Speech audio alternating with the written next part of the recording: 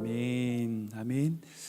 우리 계속해서 고린도서 13장 사랑장에 대해서 사랑의 속성에 대하여 살펴보고 있습니다. 지난 5번 동안 사랑이 가지는 특징들, 속성들을 하나씩 살펴보았습니다. 오늘은 사랑의 속성은 마지막으로 사랑은 모든 것을 믿으며 바라며 견디느니라 하는 제목으로 말씀을 좀 나누기 원합니다. 우리 5가지 사랑의 속성들을 살펴보았는데요. 첫 번째 사랑의 속성은 오래 참음입니다. 사랑은 참고 사랑은 견딥니다. 우리를 지금도 참고 계시는 하나님의 사랑이 있음을 우리는 기억해야 됩니다. 사랑의 두 번째 속성은 온유함입니다. 사랑은요 결코 약하지 않습니다. 사랑은 온유합니다. 이 말은 뭐냐? 사랑은 가지고 있는 그 힘을 통제하고 절제한다는 것입니다. 사랑의 세 번째 속성은 시기하지 않고 자랑하지 않는다는 겁니다. 우리가 이 땅에서 하나님의 나라를 누릴 수 있는 길은 바로 이것밖에 없습니다. 우린 죄된 인간이 가지고 있는 기본적인 마음이 시기심이죠. 그 시기심을 거스르고 하나님의 마음으로 섬기는 것입니다. 그게 사랑의 속성이죠. 네 번째 사랑의 속성은 교만하지 않음입니다. 자기 스스로를 높이지 않는 거예요. 스스로를 낮추며 다른 이를 높이는 겁니다. 예수님께서 그러셨듯이 그 예수님의 마음을 가지는 것이죠. 그리고 지난주에 나눈 것처럼 사랑은 불의가 아닌 진리와 함께 기뻐하는 것입니다. 우리가 지금 무엇을 기뻐하고 있습니까? 혹시 지금 나에게 이익이 되는 것, 나에게 좋은 것, 이것만 기뻐하고 있는 것은 아닙니까? 지금 나에게 손해가 된다 할지라도, 이익이 아니라 할지라도 이 땅의 가치가 아닌 진리가 무엇인지, 즉 하나님의 뜻, 하나님의 말씀이 무엇인지를 발견하고 그것을 기뻐하는 것, 그것이 바로 사랑입니다. 오늘 사랑의 속성의 마지막으로 사랑은 모든 것을 믿으며 모든 것을 바란다는 거죠. 이 말씀을 내서 함께 좀 나누기 원하는데요. 먼저 교육학에 있어서 중요한 이론들 몇 가지가 있는데 그 중에 발달 이론이라는 것이 있습니다. 혹시 들어보신 분이 계신지 모르겠어요. 교육학에서 발달 이론이 있는데 대표적으로 삐아제라고 하는 사람의 인지 발달 이론, 에릭슨이라고 하는 사람의 심리 발달 이론, 이런 것들이 있습니다. 이 발달 이론을 쉽게 말씀드리면 인간이 자라면서 어떤 인지와 심리 그리고 사회 활동에 있어서 어떤 특정의 단계를 통과하여 성장한다는 겁니다. 이게 바로 발달 이론입니다.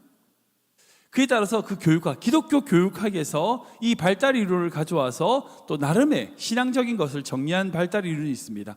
대표적인 2가지가 있는데 파울러의 신앙 발달 이론 그리고 글리슨 주니어의 신앙 인격 발달 이론, 이 2가지가 대표적인 게 있습니다.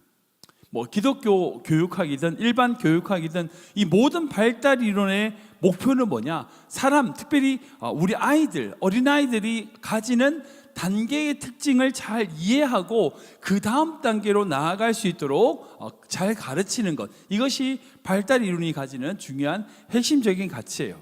근데 제가 오늘 말씀드리고 싶은 건 뭐냐면 이 글리슨 주니어의 신앙 인격 발달 이론에 있어서 제일 첫 번째 단계가 뭐냐는 겁니다. 이건 이제 이거 상관없이 어떤 신앙의 인격이 자람에 있어서 제일 밑바닥에 깔리는 제일 중요한 기본적인 첫 번째 단계가 뭐냐? 바로 기본적 신뢰입니다. 베이직 트러스트. 그러니까 맨 밑바닥에 깔리는 것은 신뢰라고 하는 것이 신앙 인격의 제일 밑바닥이라는 거죠. 가장 뿌리를 두고 있다는 겁니다. 이 기본적인 신뢰가 형성이 돼야 그 신뢰 위에 자발성이든 독창성이든 이런 것들이 세워질 수 있다는 거예요. 그래서 대표적으로 0세에서 2세까지의 영아기들을 보면 엄마 아빠와 유착관계를 중요하게 생각하잖아요. 왜 그런가? 자기를 지켜주고 보호해주는 그 보호자와의 관계, 유착관계가 그 어린아이 시절에 중요하다는 거예요. 말은 못하고 표현을 못한다 할지라도 그 시기에 엄마 아빠의 어떤 돌봄으로 기본적인 신뢰가 형성돼 있어야 합니다. 사랑을 받아야 돼요. 그래야 그 이후에도 그 다음 단계로 바른 인격으로 성장할 수 있다는 것을 전제하게 되는 거죠. 근데 이것은요 어린아이들만 해당되는 게 아닙니다. 우리가 사는 사회도 마찬가지예요. 모든 사회는요 기본적인 신뢰가 가장 밑바닥에 있어요. 여러분들 오늘 교회 오실 때 운전하고 오셨을 텐데 여러분들 교차로에서 파란불일 때 멈추지 않고 계속 달려오셨죠. 근데 어떻게 그렇게 나오세요? 어떻게 달리세요? 아니 내 쪽의 신호는 파란색이지만 반대편의 신호에 빨간색일 때 다른 차들이 멈출 줄 어떻게 알고 와서 받으면 어떡해요? 그 차들이 막 달려와서 부딪히면 어떡합니까? 특별한 경우가 아니면 우리가 운전할 때에 내 쪽에 파란불이면 반대쪽에 빨간불이고 그 빨간불이면 반대편에서 오는 차들이 멈출 것이라고 하는 기본적인 신뢰가 이 사회 가운데 있기 때문에 우리가 이 세상을 살아갈 수 있는 겁니다. 그죠? 그 기본적인 신뢰가 없으면 사회가 무너져요. 공동체든 사회든 국가든 살아갈 수가 없어요. 그런데 만약에 그런 기본적인 신뢰가 무너지면 야생이 돼버리잖아요. 힘이 센 사람이 없는 사람 뭐 강제로 뺏게 되고 이건 완전히 혼란의 사회가 되는 거죠. 그러니까 어느 정도의 어떤 법 질서, 우리가 가지고 있는 신뢰가 이 사회의 밑바닥에 깔려 있기 때문에 그 신뢰를 서로 지킨다고 하는 것이 그 약속에 대한 신뢰가 있기 때문에 이 사회가 우정되는 겁니다. 그 신뢰가 무너지면요, 그 사회, 그 국가는 영속할 수 없고 유지할 수 없습니다. 복음도 마찬가지예요. 복음 안에서 우리가 아는 중요한 사실이 있습니다. 그건 뭐냐? 의인은 믿음으로 말미암아 살리라는 말씀이에요. 이 믿음이 그리스도를 살게 한다는 겁니다. 이건 물론 첫 번째로는 우리가 하나님을 믿는 그 믿음으로 살게 된다는 것이에요. 이게 제일 첫 번째죠. 근데 그뿐 아니라 믿음으로 살아간다는 것은요, 우리가 함께 살아가는 성도들 간의 서로에 대한 믿음 또한 포함이 됩니다. 우리 믿음으로 살아가게 됩니다. 믿음이 우리가 사는 제일 중요한 뿌리가 되는 거예요. 그런 의미에서 사랑은 모든 것을 믿는 거예요. 믿어주는 거예요. 서로를 향한 신뢰를 형성하는 겁니다. 그런 의미에서 교회는 어떤 것이 되어야 됩니까? 한마디 말씀드리면 믿음이 중심되는 교회야 됩니다. 믿음이 중심되어야 돼요. 하나님을 믿는 거예요. 하나님을 온전히 믿고 신뢰하는 겁니다. 이 세상에 있는 가치가 아닌 하나님의 말씀을 믿는 거예요. 또한 서로를 신뢰하는 공동체가 되어야 됩니다. 그것이 교회예요. 교회 안에서 서로를 믿지 못하고요, 서로를 신뢰하지 못하면요, 교회는 결코 바로 설 수 없습니다. 근데 왜 사실 우리가 그러지 못하죠? 속담 중에 그런 이야기가 있잖아요. 믿는 도끼에 발등 찍힌다, 이런 말이 속담 중에 있습니다. 근데 이런 말이 왜 생겼을까요? 믿었더니 배신당했다는 거죠. 믿었더니 후회한다. 그런 경험이 인간이 가지고 있는 모두에게 있기 때문이라는 거예요. 근데 그리스도인은 이 속담을 적용하면 안 돼요. 오히려 이렇게 어떤 목사님 말씀하니까 이렇게 말씀하시더라고요. 이렇게 표현해야 돼요. 발등 찍히더라도 도끼를 믿어야 돼요. 믿는 도끼에 발등 찍힌다가 아니라 발등이 찍히더라도 도끼를 믿어야 돼요. 그래야 나무를 찍을 수 있고요, 그래야 하나님의 나라를 이룰 수 있습니다. 그게 그리스도인이에요. 내가 믿지 못하고 이 도끼는 못 믿어 라고 하면 아무 일도 못해요. 내가 정말 이 도끼에 대하여 믿음을 가지고 있을 때에 나무를 벨 수도 있고요, 하나님의 나라를 세워나갈 수 있는 거예요. 그러게 우리가 사는 이 세상, 우리가 살아가는 이 교회 공동체, 하나님이 주시는 그 믿음이 제일 밑바닥에 세워져야 된다는 겁니다. 그러게 오늘 말씀을 다시 한번 읽어볼까요? 7절 말씀 같이 읽겠습니다. 시작. 모든 것을 참으며 모든 것을 믿으며 모든 것을 바라며 모든 것을 견디느니라. 아멘. 여기서 말씀하실 때 사랑에 대하여 모든 것을 믿으며 모든 것을 바란다, 그게 사랑이라고 말씀합니다. 그런데 중요한 것은 뭐냐면 여기에 말하는 것 중에서 모든 것이에요. 모든 것. 모든 것은요, 긍정적인 것뿐 아니라 부정적인 것 또한 포함됩니다. 솔직히 긍정적인 것만 믿으면요, 못 믿을 사람 어디 있어요? 사랑이 없어서 가능할 수 있을 겁니다. 근데 사랑이라고 하는 속성은 좋은 것, 긍정적인 것, 아름다운 것을 믿는 것뿐 아니라 때로는요, 내가 보기에 좋지 못한 것, 부정적인 것, 그런 부족해 보이는 것조차도 믿는 것, 이게 사랑인 거죠.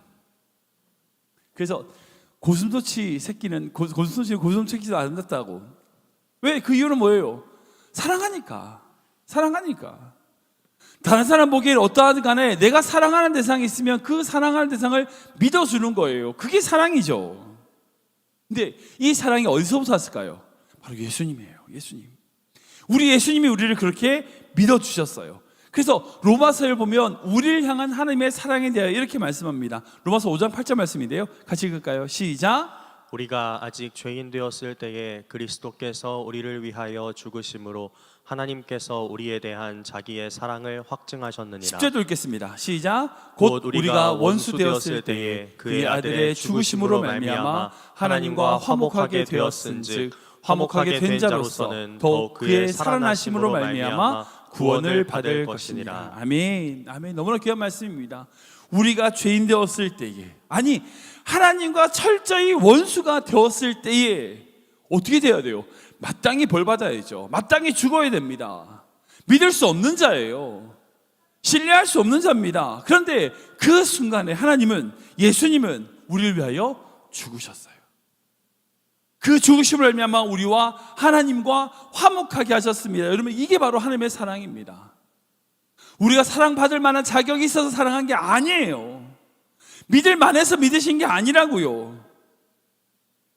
즉 하나님의 사랑은 우리가 비록 연약하고 부족하고 모자란다 할지라도 우리를 대한 주님의 사랑은 영원하신 거죠. 그리고 그 믿음이 우리를 살게 한 겁니다. 그리고 그 사랑은 그 믿음으로 말미암아 모든 것을 소망하게, 바라게 한다는 거예요. 저는 이게 모든 성도님들이 우리를 향한 그 하나님의 놀라운 사랑 안에서 모든 것을 믿고 모든 것을 바라는 성숙된 신앙 되시길 주님의 이름으로 축원합니다. 혹시 여러분들 눈에 보시기에 여러분들 자녀가 혹시 부족해 보이십니까? 진짜 별로다, 부족해 보이십니까? 그냥 믿어주셔야 돼요. 그게 사랑입니다. 그게 사랑입니다. 혹시 우리 교회가 여러분들 보시기에 뭐가 좀 이상한 것 같고 연약해 보이세요? 그래서 믿어주셔야 돼요. 그게 사랑입니다. 혹시 여러분들 담임 목사님 제가 아니면 성도님들 안에 여러분들 보시기에 저 사람 좀 이상하다, 우리 목사님 좀 이상하다, 여러분들 그렇다 할지라도 믿어주셔야 됩니다. 그게 주님이 우리를 주신 사랑의 원형의 모습이라는 거예요. 우리가 그런 사랑으로 섬길 때에 하나님이 우리에게 원하시는 사랑의 모습이 아름답게 나타날 수 있다는 거예요. 말씀을 정리하겠습니다. 고린도서 13장은요 사랑의 마지막 속성에 대하여 말씀하고 있습니다. 그게 뭐냐면 모든 것을 믿고 모든 것을 바란다는 거예요. 여기서 믿는다는 것은요 단순하게 우리가 하나님을 믿는다는 차원이 아니라 우리가 비록 내가 보기에는 연약하고 부족하고 아닌 것 같다 할지라도 그 믿는 믿음으로 말미암아 그 사람을 용납해 준다는 거예요. 소망한다는 겁니다. 결국 사랑하는 여러분, 그 자녀를 변화시키는 것은요 어머니의 철저한 신뢰와 믿음이에요. 그 자녀를 향한 어머니의 그 사랑은요 결코 그 자녀가 어긋난다 할지라도 그 자녀를 끝까지 포기하지 않고 붙드는 사랑이 있으면 그 자녀는요 결코 하나님을 떠나지 않아요. 하나님 앞에 돌아오게 되어 있습니다. 역사를 봐도 그렇고요, 지금 우리 주변을 봐도 그래요. 혹시 어떤 공동체든지 여러분들 그 공동체를 향한 사랑도 마찬가지입니다. 지금 내가 보기에 부족하고 연약하고 내가 보기에는 이것도 안 되고 저것도 안 되고, 그러나 여러분 믿고 신뢰하고 기다려줘야 돼요. 그렇게 기본적인 신뢰가 있을 때에 그 신뢰 속에서 그 다음 단계로 성장해서 나갈 수 있는 겁니다. 이거 못 믿으니까 안 돼, 그러면 그건 안 되는 거예요. 우리가 믿음의 성도로서 그리스도를 닮아간다면 우리를 그렇게 용납하신 하나님의 사랑을 본받아서 우리 또한 그런 믿음의 자세를 가져야 되는 거죠. 사랑하는 여러분, 우린 지금 우리의 삶 속에서 하나님이 원하시는 것이 무엇인지 날마다 발견해야 됩니다. 우리가 정말 하나님의 은혜 가운데 살아가야 될 사랑의 모습이 무엇인지 깨달아야 됩니다. 총 6가지의 말씀을 나눴어요. 사랑은요 오래 참는 거예요. 오래 참는 거예요. 지금 내가 당장 무언가를 원하는 것이 아니라 하나님이 우리에게 참으셨듯이 우리 또한 하나님이 원하시는 꿈을 향하여 참고 인내하고 견디는 겁니다. 그게 우리가 닮아야 될 사랑의 모습입니다. 사랑은요 온유한 거예요. 온유하다는 것은요 우리가 힘으로 우리의 능력으로 다 할 수 있다는 게 아니에요. 하나님께 모든 것을 맡기는 겁니다. 하나님께 온전히 올려드리는 거예요. 주님의 성품으로 주님이 원하시는 것을 이뤄나가는 겁니다. 시기하지 않고요 자랑하지 않는 거예요. 이거는요 하나님이 우리에게 주시는 그 진짜 마음, 하나님의 신실한 마음을 가지고 지금 내가 다른 사람을 미워하거나 그것이 아니라 내가 주님 앞에 올려드려야 될 그 사랑의 모습을 온전히 닮아가는 겁니다. 주님의 마음을 가지는 거예요.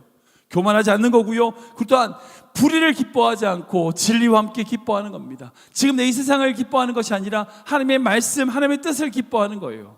그리고 마지막으로 모든 것을 믿고 모든 것을 바라는 것. 이 15가지의 여러 가지 제목들을 6가지 분류로 제가 분류했습니다. 여러분, 이 하나하나 속성이 너무나 귀하지만 우리가 그런 속성의 모습들을 무엇인지를 깨닫고 한 걸음 한 걸음 걸어가는 것, 여러분, 그것이 너무나 중요합니다. 지금 우리가 다 사랑을 이룰 수 있는 사람이 아니에요. 저 또한 그렇고 여러분도 마찬가지입니다. 중요한 건 내가 지금 그 발걸음을 걸어가냐는 겁니다. 그 믿음의 걸음을 걸어갈 수 있냐는 거예요. 지금 내가 완전한 모습은 아니더라도 부분적으로 알고 연약하지만 하나님이 주시는 그 사랑의 원양의 모습이 무엇인지 알고 그 사랑을 위하여 살아갈 수 있도록 한 걸음 한 걸음의 믿음의 결단을 오늘 내가 내리는 거예요. 그러면 하나님의 말씀이 우리 가운데 역사하셔서 우리가 하나님의 사랑을 닮아갈 수 있도록 더 주님의 사랑 가운데 거할 수 있도록 우리 인도하실 줄 믿으시기 바랍니다. 우리 교회가 정말 그런 교회로 나아갈 수 있길 주님의 이름으로 축원합니다.